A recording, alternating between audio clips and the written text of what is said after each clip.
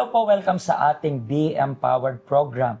At every time na meron tayong episode na Be Empowered, alam niyo po na umaabot ito sa mga libu-libong tao, mga kababayan natin dito sa Hong Kong, kababayan natin sa iba't ibang panig ng mundo. Mga true-to-life story na sana ma-inspired po kayo sa mga story nila. At ngayon, meron tayong special guest. Ano pong pangalan ninyo? Ako po si Fatima Adriano, Pastor. Ma'am Fatima, gano'n na po kayo katagal na nag-a-abroad?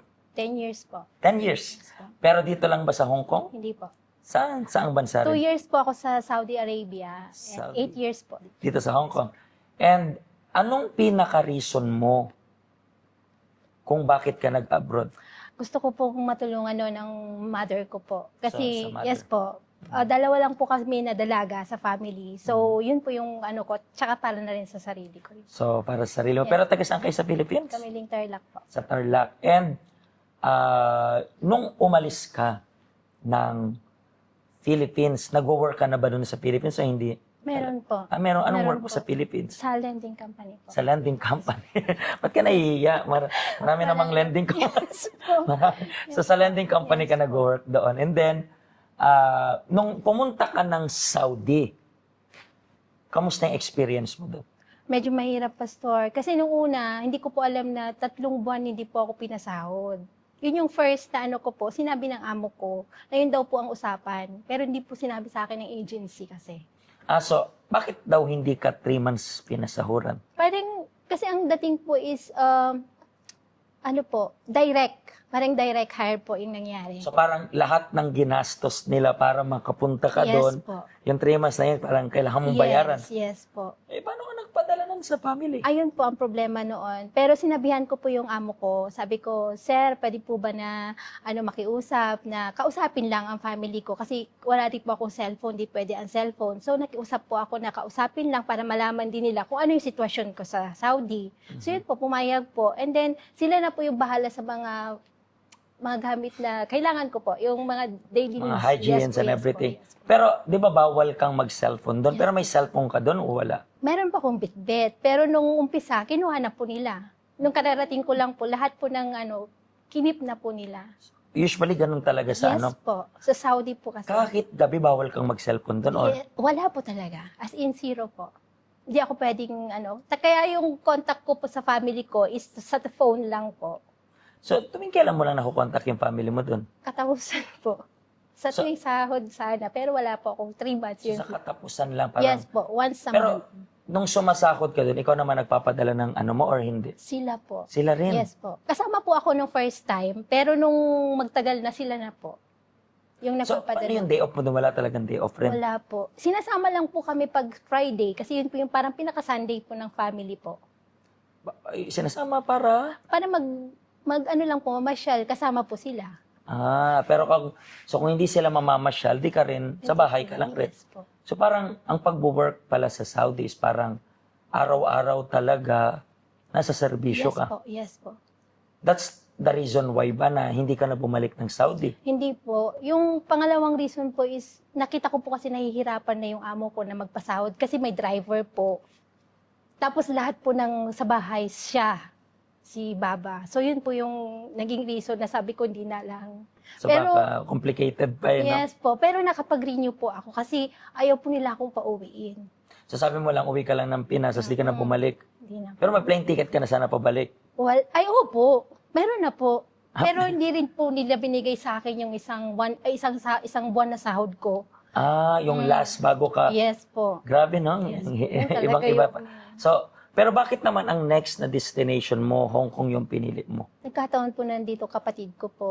Mm. So that time po na umuwi ako ng Pinas, may pagkakataon po na mag-apply. So pinag-apply po ako after. Wala pong pahinga, diretso na po yung application po papunta rito. So after po ng lahat po na process, Mga gano'n rin katagal yung process? 4 months lang 4 po. months lang. Hmm. So parang 4 months lang yung bakasyon mo doon sa Pinas. And Yes then, po. dito na. And dito sa Hong Kong, malaking difference, di ba? Yes. Kung Yes po. sa Saudi wala kang day off, dito weekly, may day off, may statutory pa. Pangalawa, makikita natin na pwede pa kayo mag-cellphone dito after ng working Yes po. hours. And basically dito yung batas is gumagana talaga. Nakailang amo ka na rin dito sa Hong Dalawa Kong? po. Dalawa. Yes po. Yung una mong amo, how was it? 2 years po ako doon natapos ko, pero hindi po maganda yung naging trato din po sa akin. Kasi hindi po talaga naging swak yung ang samahan po namin na amo. Pero inoferan ka pa rin niya mag-renew or hindi na rin naman? Gusto sana po. Kaya lang, ako na po yung nagsabi na hindi na. Ayaw mo na. Mm. And then, yung next is ito na yung current na. Yeah. Ilang taong ka na sa kanila? 6 years po. 6 years. Mm. So far, Saudi and then Hong Kong, alam natin na dalawang bansa na magkaiba, dalawang adjustment na magkaiba rin.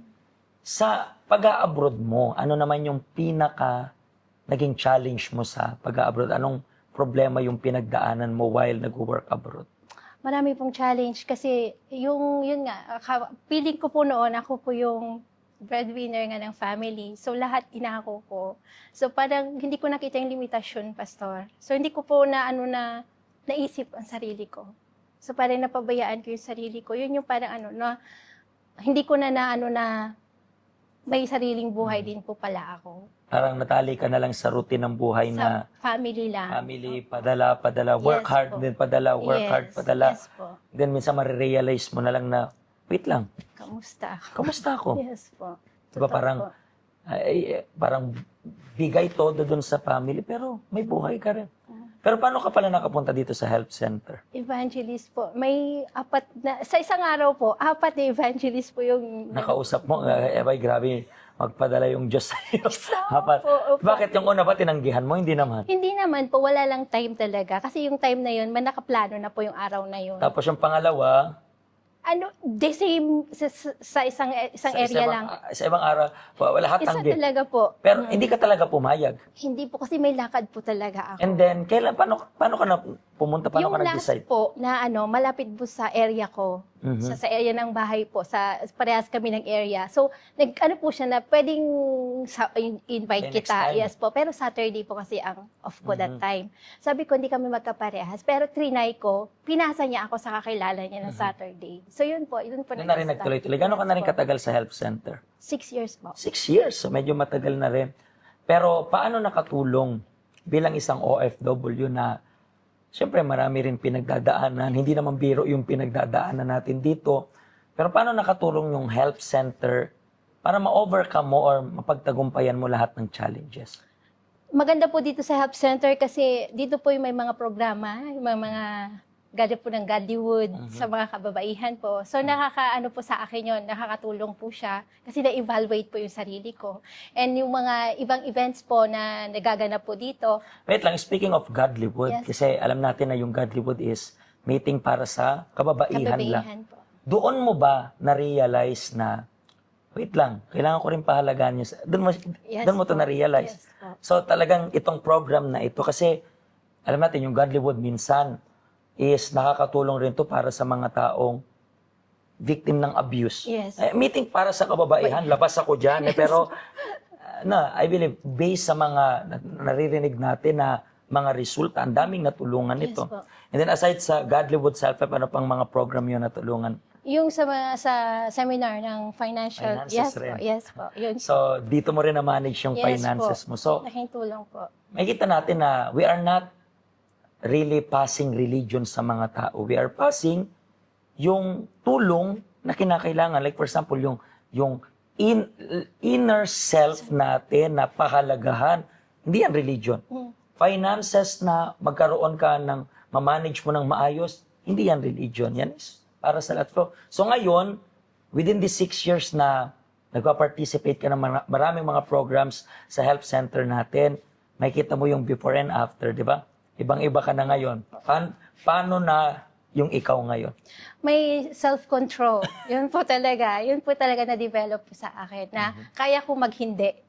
Sa mga bawat hingi po ng family, may mga limit na po. Yun po. Kasi hindi naman natin sinasabi na masama. Yes. Pero dapat, sabi nga nila, lahat ng sobra is masama. Yes po. So, hindi masamang magbigay, pero nagiging masama kapag sobra-sobra, nakakalimutan mo yung sarili mo. Yes po. Ganyan rin po ba yung sitwasyon ninyo?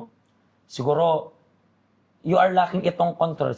Siguro you are thinking, paano niya nagagawa yun? Kasi siguro kumakatok na sa utak mo, tika lang, wait lang, paano ako? Nandito kami para tulungan yang ako na yan na tinutukoy mo.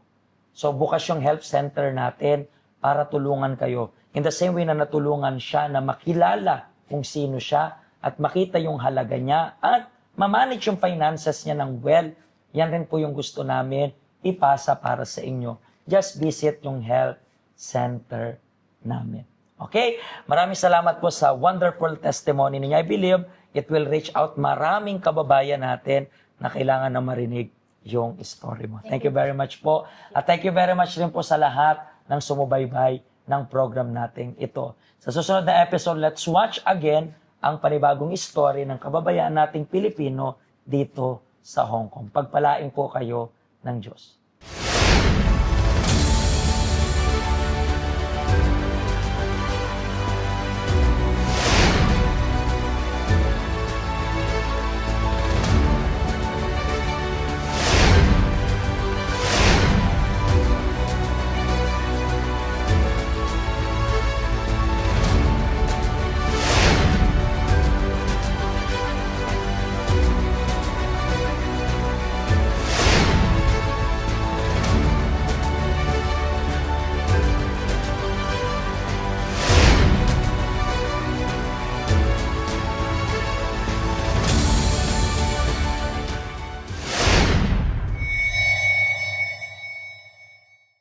Hello, ako po si Pastor Joshua dito po sa UCKJ Health Center dito po sa Hong Kong. At yung mga napanood nyo pong testimony ay mga testimony ng mga OFW dito sa Hong Kong. Pero I believe makaka-relate rin naman kahit nasaan po kayong bansa. Basta OFW. Ang health center po natin ay walang pinipiling religion. Base na rin po sa name, Health Center. Kung kailangan nyo po ng karagdagang information, nandito lang po sa baba lahat ng information na kailangan ninyo. Kontakin nyo lang po kami at magiging masaya po kami na matulungan ka, ma-assist ka, nasaan man po kayong bansa. Pagpalain po kayo ng Diyos.